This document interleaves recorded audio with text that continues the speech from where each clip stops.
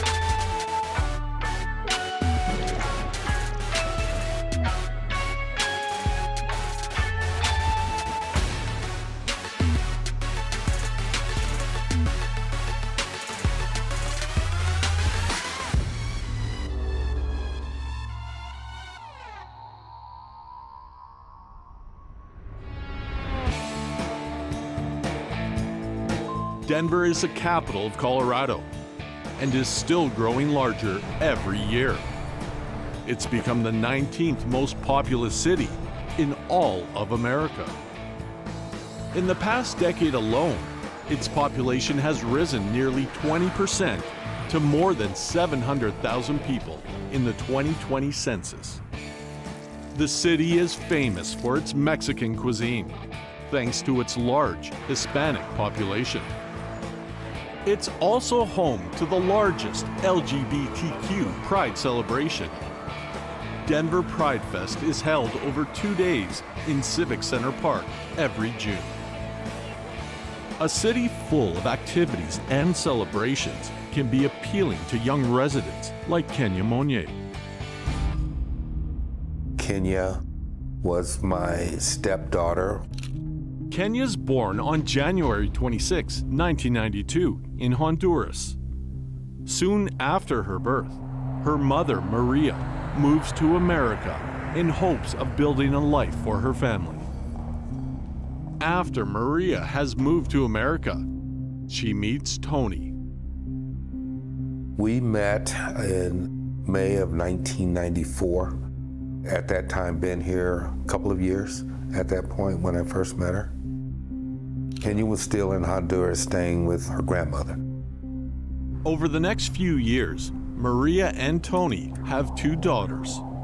It isn't until after both of their births that she confesses to Tony about her first daughter, hoping to bring Kenia into their new family. Working up the courage to tell him the truth would have been terrifying. She'd have no idea how he was going to react. Would he accept her other daughter, or would he use this as a reason to leave her? 2004 is when she actually got here. She was 11 years old at that time. We got close. The step part of it is something we agreed on very early on in our relationship, that I not use that term. So she's my daughter. When she got here, she didn't know a lick of English. 6 months after she got here, we were conversing in English. That amazed me. You know, that told me something about her, because I'd known other members and other people who have been here 20 years and haven't mastered the language. And she did it in 6 months. It truly amazed me how quickly she picked it up. Kenia spends the next 7 years in America. She graduates high school and moves out of her parents' home as she starts university, where she studies broadcasting. I don't have any doubt in my mind that whichever field that she would have taken, she would have succeeded at it. There's no doubt in my mind. On March 31st, Kenia Monge is getting ready for a night out. It's a Thursday night, but for a university student looking to have some fun, there's no reason to wait for the weekend. Kenia has moved out, but she still keeps in touch with her family. She tells them about her plans to go out that evening. Of course, not everything a teenager tells their parents is going to be the whole truth. When Kenia tells her dad that she's going out to a hookah bar, her real plans include going to a club. Unfortunately for Kenia, the bouncer that knows her and her friends is not at the door when they arrive at the club. Kenia and friends make the best of the situation and go to the club next door. They were able to gain entry without any problems. Each state is responsible in the United States for its drinking age. Colorado, in this case, is 21. So young people, after they get to the voting age and the age to be able to join the military, are going to be susceptible to drinking. And they're going to find false ID, find ways to bypass entry into drinking establishments, purchase liquor, drink liquor, and party. 21 is a great age to hold drinking at. It seems bizarre that you can vote and go die in a war and can't drink. So it causes a crime problem of a minor nature by these youth sneaking in and drinking where they shouldn't. In the bar that night, the friends that she went out with were not actually the friends that she normally goes out with. They met some guys there, and they got them one of the booth tables, and they were having a good time. One of the guys she started dancing with, talking with and becoming friendly with, and normal at the club type of stuff. But Kenia's night takes a turn soon after midnight. As the evening went on, though, they had noticed that she had become extremely intoxicated, to the point where they kicked her out. And they kicked him out also, and they put them out the back door. When she was kicked out, she was unable to retrieve any of her personal belongings. Her purse, her phone, her jacket, and all of that were still in the club. This is how she ended up more or less on the streets of downtown Denver. The next morning, Kenia's friends can't get a hold of her, and they learn that she never made it home. As Kenia's friends continue to look for her, they try checking in with her parents. I got a phone call from my wife. The phone call started this way: hey, nobody has heard from Kenia. She went out last night and none of her friends have heard from her. I had only one question for her. I said, has she called her sister Kim today? And she says, no. To me, I knew something was wrong if they had not been in contact with each other. Tony starts looking for answers himself, starting with contacting the rest of the family. When someone goes missing, there's 2 or 3 things you can do. You would contact associates, friends, boyfriends, anyone you know may have known whereabouts of this individual. You would only contact the police when you realize that there is no viable answer to where this person is. The police usually don't like to take a report inside of 24 hours because of the factor of staying overnight, going away, just disappearing for a short period of time. With the 600,000 people that are reported missing, most of them show up. So there are steps that you can take before that period comes to report it to the police, and it's usually exhausting all of the known contacts. I knew the friends that she hung out with. They were at the house all the time. But the ones that she was with, I had never met them, and I only found out after the fact that the friends that she was with were acquaintances from high school.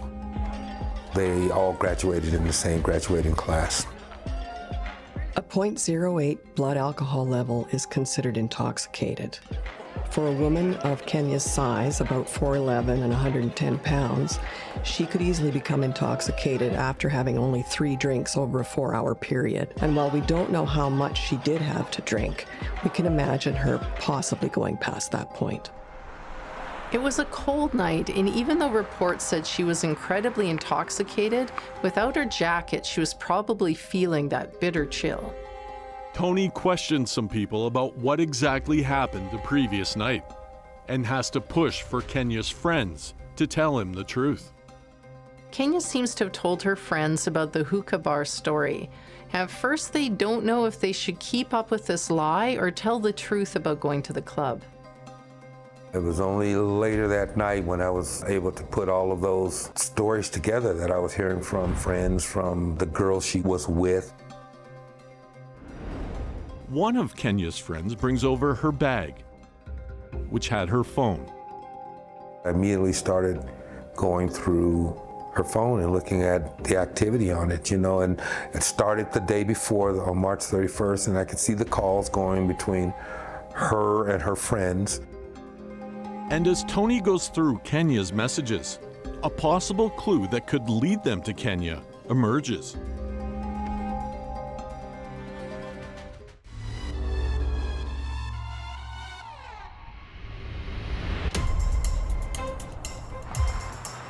Kenia Monge, a university student in Denver, Colorado, goes out to a club on March 31st, 2011. Sometime between 12:30 and 1:30 a.m., Kenia is kicked out of the club. They had noticed that she had become extremely intoxicated. This is how she ended up more or less on the streets of downtown Denver. Her jacket, purse, and even her phone are left behind. The next day, her parents get a call from Kenia's friends, asking if they have seen her. As Kenia's stepfather checks with the rest of the family, they start to worry about where she could be. It was only later that night when I was able to put all of those stories together that I was hearing from friends, from the girl she was with. The 2 friends Kenia was with the night before stops by and gives Tony and Maria her personal belongings that she left at the bar. I immediately started going through her phone and looking at the activity on it. I could see the calls going between her and her friends. Tony's first major clue comes from a mysterious text on Kenia's phone. The message was, "Hi, this is Travis, creepy white van." And he was asking her, "Did you get to your car okay?" And it went unanswered. I immediately started calling the phone number from the guy in the message. I called that phone number 20, 30 times over the next 24 hours, and I left 20 or 30 messages. Tony immediately calls the police to share this new information. They took my information, and I says, "Okay, what do we do? When is somebody gonna come talk to us?" They says, "Well, she is considered an adult, and we have a 72-hour rule before they will do any active searches. So we're gonna check with you over the next 72 hours. If you get anything, let us know. If we get anything, we'll let you know." A lot of times there's policy in every department, different across North America. Based on the number of missing persons you have, the frequency, it could be a 24-hour policy, 48-hour, or 72. In this particular case, it's 72 hours. It doesn't prevent you from opening it up, but if you get evidence that this has a slight stink of foul play, you can slip a homicide detective in while it's still not a missing person, declaration time, all of that comes into play. So it's not fixed in stone, but this department has a 72-hour clause before you can report a missing person. If anything has happened to Kenia, 72 hours could be far too long. After more than 20 attempts to reach the mysterious Travis in Kenia's phone, Tony finally gets in touch with Travis. He's told more about what happened the previous night. According to Travis, He saw Kenia standing outside of the bar, and she appeared distressed. As I understand from his story, he asked her, hey, you all right? You need any help? Travis says Kenia was on her way to pick up her car, and he offered her a ride to get to her car. She looked at him and didn't think anything weird about him, and she got in his van. She understood that she was highly intoxicated, and she just, wanted to make sure that he wanted to look out for her. He asked her where she lived. Travis learns that Kenia doesn't live that far from him and offers her a ride home. She thought it was, yeah, okay, give me a ride home. Along the way, Travis claims that Kenia asked him to stop so she could buy a package of cigarettes.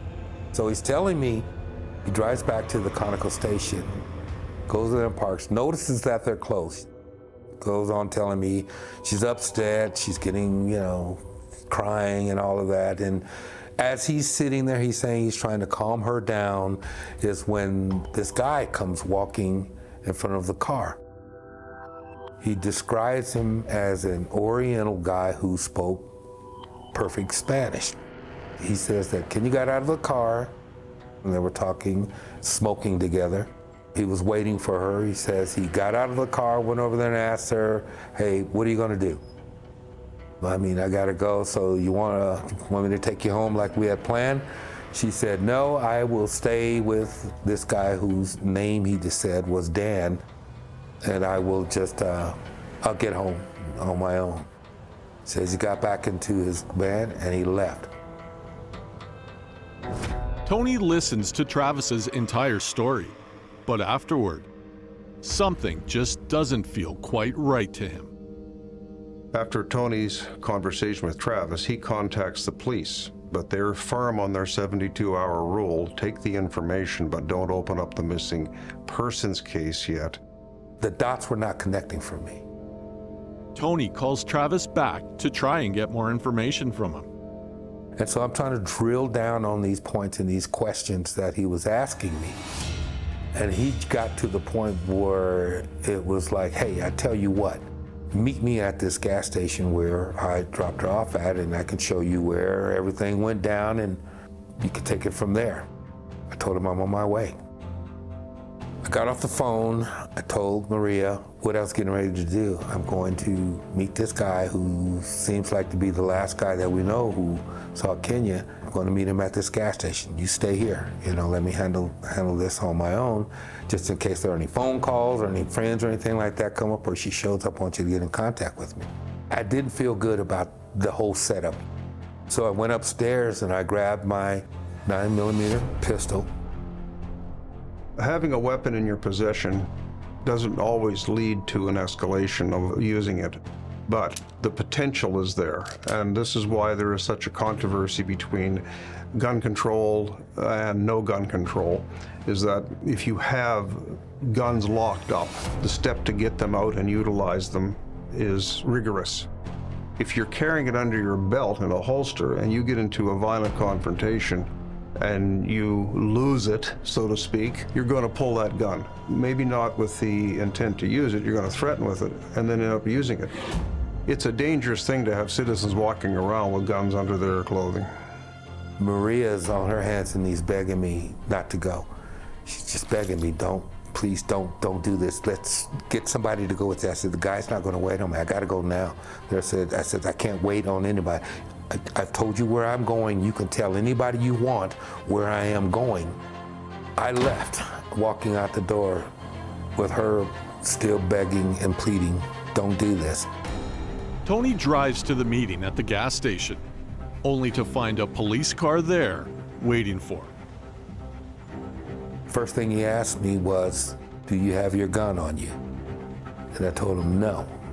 I asked him, how did you know to even ask me that question? And he says, well, your wife called Aurora Police. Aurora Police called us and said that you were heading down here and that you had a pistol, and it was in regards to your daughter being missing, and that, so we thought we better get here just in case anything went down. I said, okay.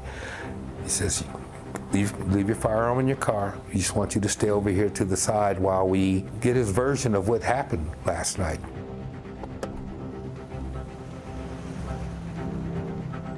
Travis tells the officers the same story that he told to Tony.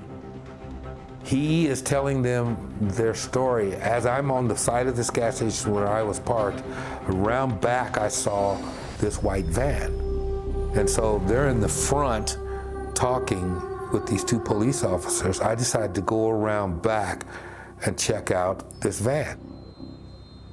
As I'm walking up to that van, when I got within 10 feet of it, the smell of bleach knocked me over. And it's like, this ain't right. I immediately go back around to the front to Officer Monahan and says, something I need you to come check out. I didn't tell him what. I just said, just follow me back here, and there's something that I'd like you to check out. I wanted to see if what hit me hit him, and it did. And they said, you smell that? I said, that's what why don't you come back here for? The bleach was just so overpowering. So he went up, and he's looking around, and he's flashing his lights inside the front of the van, and I'm kind of following him. And the front of that van was a pigsty. Food, paper, everything, empty cans and all of that. There were no windows on the back of this van, but he did notice that the plates on the van were temporary and they were expired by 3 days. The officer believes the expired plates are enough of a reason to ask Travis for permission to look inside. Travis came back around and he opened up all the doors, and he turned on the lights on the interior, and he opened up the back doors on that van. The smell of the bleach just did that as was coming out. But what was noticeable was the rear of that van was showroom clean. There was new carpet. The walls were clean. I mean, everything was just totally opposite of what was in the front. I looked at Officer Monahan, and he looked at me, and it was like, this is weird.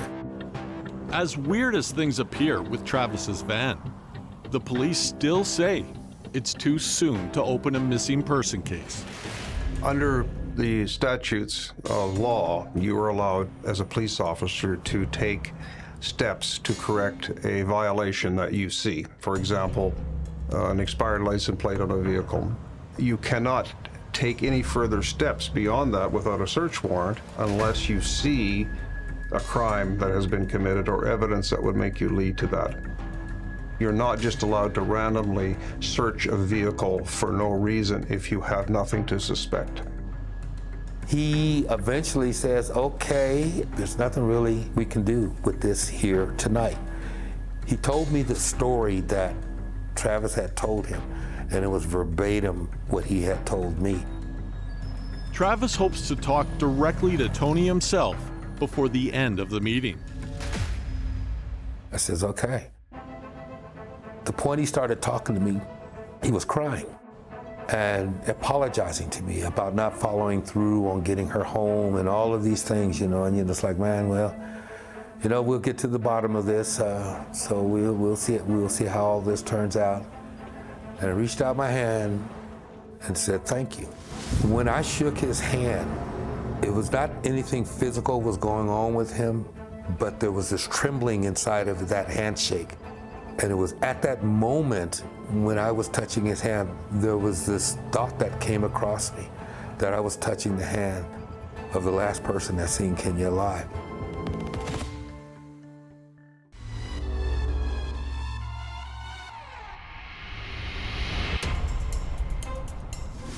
Kenia Monge goes missing on April 1st, 2011.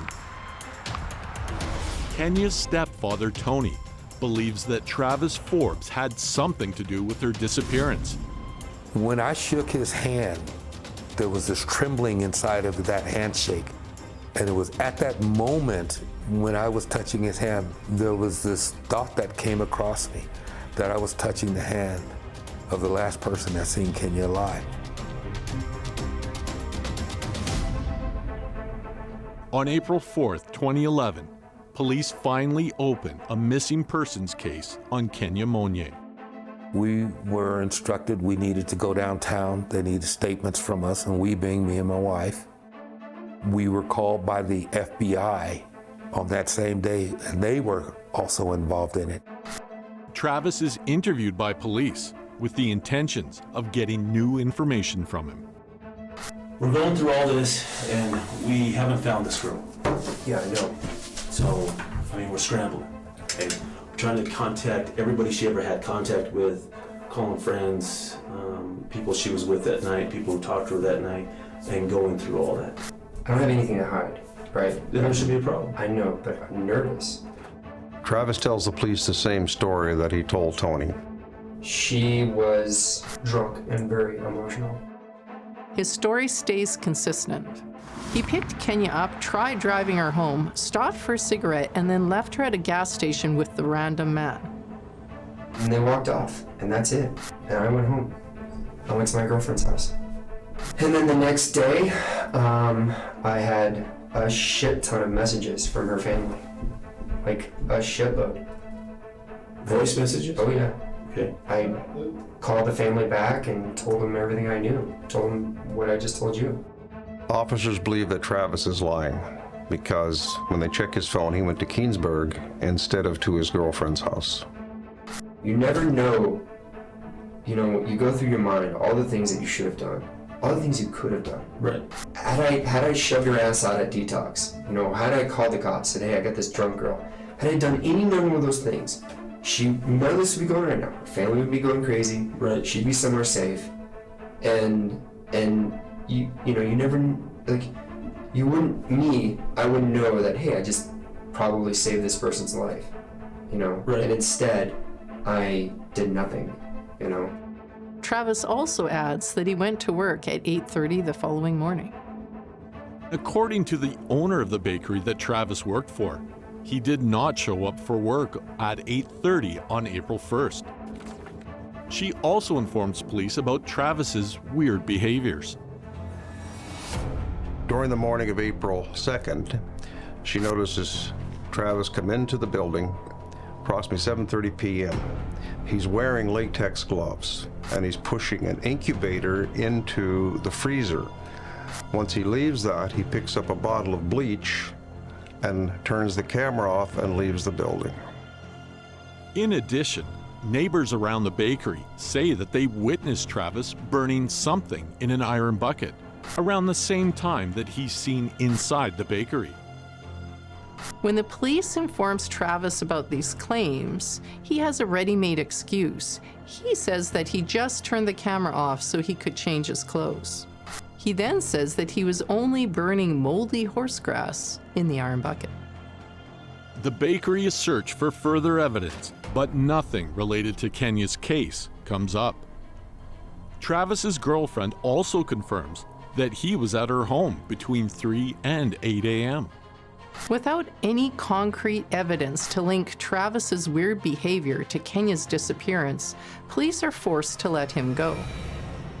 With no further evidence or clues on Kenia's whereabouts, detectives call on the public for help.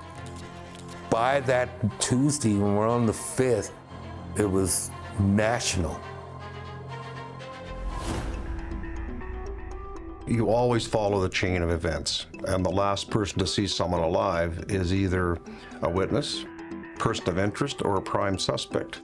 They go from different stages, so you have to eliminate them as a witness or eliminate them as a prime suspect or whatever. So obviously when they hear that the family has found the guy that's seen her, that helps them a lot. They don't have to do any searching. They now can focus on Travis, his background, what's this guy's record. As they go deeper into his background, they learn that Travis is not as innocent as he may seem. I got word as to the reason why they had elevated it, because Travis has priors. He's done time.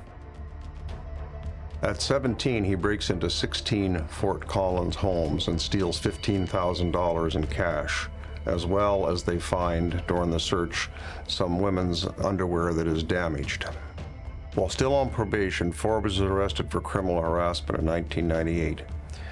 Then he's arrested for carrying a knife in 1999 and violates his probation 43 times, which shows a real escalation in his criminal behavior. Shortly thereafter, he's throwing rocks at women joggers in Highland Park, and he gets arrested for that and put into some kind of Colorado care for that. So he's got a background of anti-women. Obviously, there's a pattern of things happening here that give the police instant knowledge that there's something in his past that they're worried about. It's kind of put them in a whole new area as to what and how they were going to be looking at this whole thing. But not long after he was let go, he vanished. Travis's sudden disappearance raises concern among the detectives working on Kenia's case. They start looking for Travis. On May 6th, it feels like there is finally a break in the case. Travis Forbes is arrested in Austin, Texas, on charges related to car theft. But even though the arrest isn't related to Kenia, it can give the police the chance to question him. I get a call from the detectives that they have picked up Travis Forbes in Austin, Texas on a stolen car charge, and he is in jail. We are going to go down there and we are going to be talking to him. I said, are you going to talk to him about the stolen car charge, or are you going to talk to him about Kenia? And they just said yes. I said, okay. The investigators travel between the states, but ultimately, their hope is to have Travis extradited back to Denver. You cannot try a person in a state or a community where the crime did not commit. It has to be in that state of jurisdiction. So if you commit a crime in city X and you move to another state, there's a process you have to go through to that state to get them to permit the person to be extradited back to the jurisdiction where the crime occurred. Near the end of June, Travis is finally brought back to Denver. Soon after Travis is brought to Denver, the person who was charging Travis with the car theft has decided to drop their claims. When this happens, the police are left with nothing to hold him. I get a call from the DA, and she says, we don't have anything to keep Travis on that's related to the disappearance of your daughter, Kenia. We're going to have to let him go. Kenia's been missing for months, and with the investigation in the hands of the police, there's nothing for her family to do but to try to live their lives.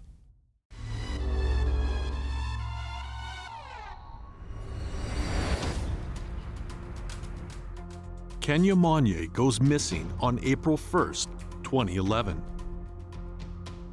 Kenia's stepfather, Tony, believes that Travis Forbes had something to do with her disappearance, but there's no evidence. I get a call from the DA, and she says, we don't have anything to keep Travis on that's related to the disappearance of your daughter, Kenia. We're going to have to let him go. But 2 months without a concrete lead on Kenia's case weighs heavy on the hearts of those who love her. I was getting a little frustrated because I had the gall to believe that, I needed to be told everything that was going on. This is something I found out later, of course, but I was pissed a lot, because, I didn't think that they were really doing anything because they were not telling me that they were doing anything. But what the family doesn't know is that the police are still working diligently to find a new route into the theory that Travis Forbes has done something with Kenia. July 5th, I woke up to news of an attack in Fort Collins, Colorado. A woman named Lydia Tilman is admitted into the hospital. She's got multiple injuries after barely surviving an attack and attempted murder. It didn't connect with me in anything, but it was like, wow, I wonder if he might have had anything to do with that. The night before, Lydia goes out to see the 4th of July fireworks. Lydia is followed home and attacked in her own apartment. A man pushes his way through the door and closes it behind himself. He beats and sexually assaults Lydia to the point that she loses consciousness. Lydia is strangled and stomped on. Her head is beaten until her jaw literally shatters. Doctors later compare her neck injuries to that of being in a car crash. And when he's done, he pours bleach over her body and then sets her apartment on fire. While her apartment burns, Lydia thankfully manages to regain consciousness. Her only chance of escape is to throw herself from her second-story window. She survives the fall, but between it and the assault she has already suffered, the injuries are traumatic. Lydia's courageous escape not only saved her own life, but could lead to finally putting Kenia's case to rest. DNA evidence from Lydia's attackers found on her body. Evidence that undoubtedly would have been destroyed had she died in the fire. And this evidence points to Travis Forbes. Travis is arrested once again on July 11th, 2011. He's questioned not just for his relation to the attack on Lydia Tilman, but for his connection to the Kenia Monge case. And it was on that day that Travis started talking and wanting to make a deal. On August 18th, Travis finally helps Kenia's case make progress. In order to help his case, Travis makes a deal to tell police where Kenia Monge's body was hidden. I got the call from the district attorney, and she says, you may see on the news today some things about Kenia, where we're doing a search up in this town called Kingsburg. There was no doubt in my mind that she had been found at that point. Kenia Monge goes missing on April 1st, 2011. Just over 5 months later, on September 7th, her body is finally discovered near Interstate 76 and Kingsburg. My thing at that minute was I have to get this to the family, especially Maria and the kids, before they see this on the news. I had to compose myself when I got to my vehicle. I was numb, absolutely numb. But I had to get home and get to Maria. I got home, I told her that they found Kenia. And the first thing she asked me was, is she alive?